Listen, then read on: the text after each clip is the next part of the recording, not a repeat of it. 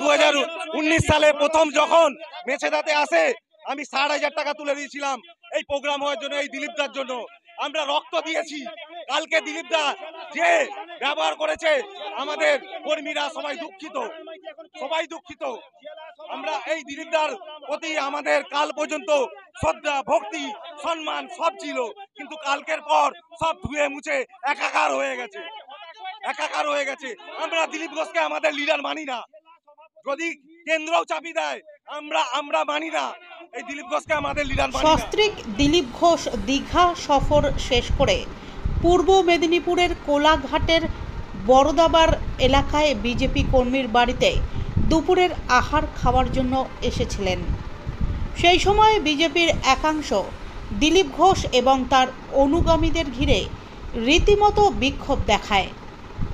ভেতরে ঢুকতে বাধা দেওয়া হয় দিলীপ ঘোষ সহ তার অনুগামীদের। এমনকি Dilip Ghosh go back slogan দিতে থাকে বিজেপির একাংশের কর্মীরা। যদিও পরে দিলীপ ঘোষ একাই কর্মীর বাড়িতে ঢুকে দুপুরের আহার গ্রহণ করেন। দলীয় কর্মীদের বিক্ষোভের মুখে পড়েন দিলীপ ঘোষ ও তার স্ত্রী।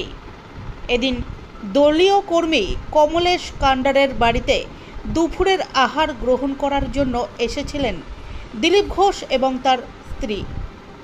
এই ব্যবস্থা করেছিলেন বিজেপি নেতা নারায়ণ মাইতি। দিলীপ ঘোষ ঢোকার মুখেই বিজেপির একাংশ এসে নারায়ণ মাইতি সহ তাদের অনুগামীদের সরিয়ে দেওয়ার চেষ্টা করে সেখান থেকে। সেই নিয়ে কিছুটা বচসাও শুরু হয়। ঠিক সেই সময় পৌঁছে যান সস্ত্রীক দিলীপ ঘোষ।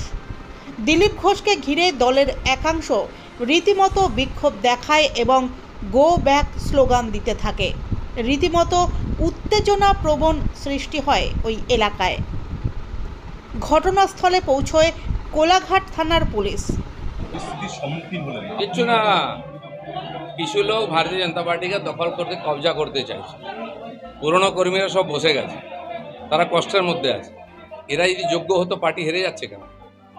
পার্টি প্রত্যেক ইলেকশনে হারছে, বাই ইলেকশন থেকে পঞ্চায়েত, মিউনিসিপ্যালিটি, পার্লামেন্ট ইলেকশন হেরে যাচ্ছে কেন? যাদের কোনো ক্রেডিবিলিটি নেই, সমাজে পরিচিতি নেই, তারা পার্টিকে কবজা করতে চাইছে। পার্টির মধ্যে যে কর্মীরা পুরনোরা আছেন তারা আজকে সাইডে চলে গেছে। তো এই যে কবজা করার যে রাজনীতি, অনেক লোক এসে চলে গেছে, এরাও কিছুদিন পরে চলে যাবে। রাজ্য রাজনীতিতে যে জিনিসটা দেখা যেত গোষ্ঠীদ্বন্দ্বের বিষয়, তৃণমূলের টিএমসির লোকেরা যারা এসছে সে কালচারটাই নিয়ে এসছে গোষ্ঠীদ্বন্দ্বের। পার্টিতে বিজেপির মধ্যে সবাই আদর্শবাদী, কোনো গোষ্ঠীদ্বন্দ্ব নেই, এখানে কোনো ব্যক্তি পুজো হয় না। দাদা, সেক্ষেত্রে আপনার ঘরানার যে সময়কার রাজনীতি নিলাম, সেক্ষেত্রে তথাগত রায়ও পড়ে। তিনি আজকে তথাগত রায় কি করেছেন? একটা পঞ্চায়েত জিতেছেন, পার্টিকে কি দিয়েছেন? একটা কাউন্সিলর জিতাতে পেরেছেন? কি করেছেন পার্টির জন্য? 4% পার্টি বিজেপি, আজ 40% হয়েছে। কষ্ট হচ্ছে কেন? বলে আনন্দ হওয়া উচিত। আমার তো আনন্দ হচ্ছে, আমি পার্টি দাঁড় করিয়েছি, আজকে নতুন নেতারা এসে নেতৃত্ব করছে। পার্টি জিতলে আমাদের আনন্দ হয়, জিতুক পার্টি। যারা পার্টি বাড়লে কষ্ট হয় তারা কি করে বিজেপির লোক হতে পারে? আজকের দিনে দাঁড়িয়ে তথাগত রায়, যেখানে আপনি বলছেন যে বিজেপিতেই এখনো আছেন বা বিজেপি ছাড়বেন না কখনো, সেখানে আপনাকে বলা হচ্ছে আপনি চলে গেলে আপদ বিদায় হবে। উনি বলার কি? উনি বিজেপির জন্য কি করেছেন? সন্ধ্যাবেলা বসে মাল খেয়েছেন সবাইকে নিয়ে। পার্টি দিল্লি থেকে টাকা পাঠিয়ে ফুর্তি করেছে।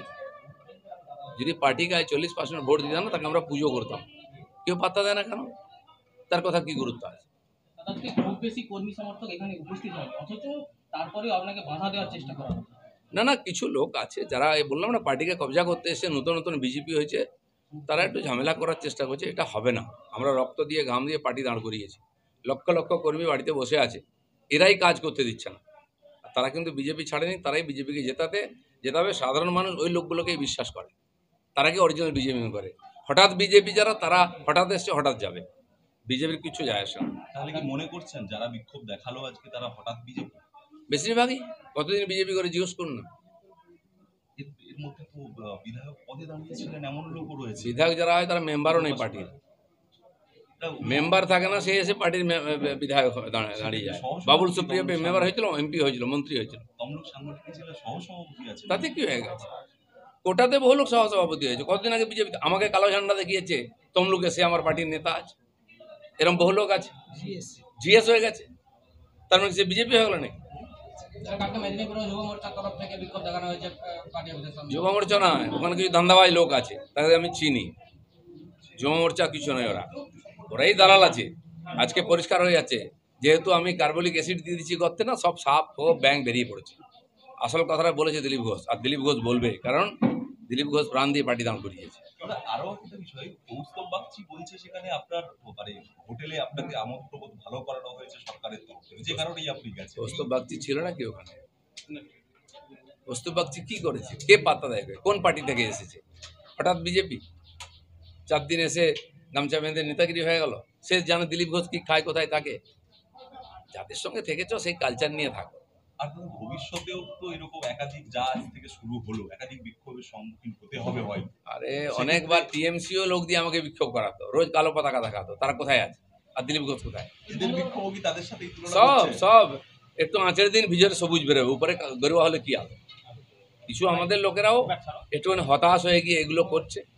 তারা জানে বিজেপি কত কষ্ট করে দাঁড় করা। আরেকটা জিনিস, আমি এখানে গ্রামে গ্রামে গিয়ে বিজেপি দাঁড় করিয়েছি, আমার পাশে দাঁড়িয়ে আছে। না আপনার তো একটা হানিমুন হয়, সেক্ষেত্রে দীঘাপুর কি হানিমুনের মতোই হয়ে গেল? হানিমুনের কি আছে? বাচ্চা ছেলে নাকি? সাংসারিক দায়িত্ব নিয়েছি আমরা। নিজের জন্য বিয়ে করিনি, পরিবারের জন্য, সমাজের জন্য বিয়ে করেছি। ঠিক আছে, ঠিক।